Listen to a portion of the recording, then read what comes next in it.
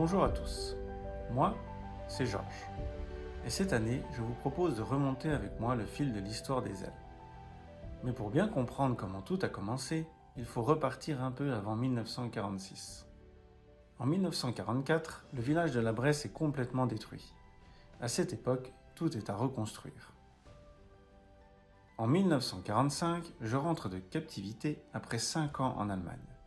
Et je fais alors la connaissance de mon fils André, que je n'avais encore jamais vu.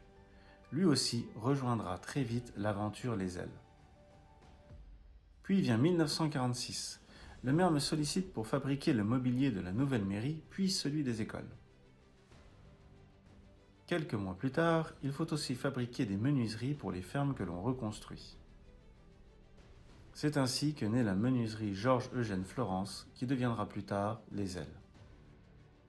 À ce moment-là, on ne parle pas encore de fenêtres. On parle d'un métier, d'un savoir-faire, d'un travail à bâtir. Nous sommes alors 4 salariés. Pas encore l'entreprise que vous connaissez aujourd'hui, mais déjà une vraie aventure humaine.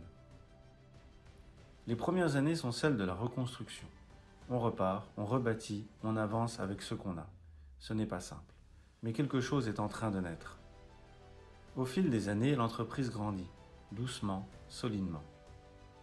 En 1952, nous nous installons rue Paul Claudel.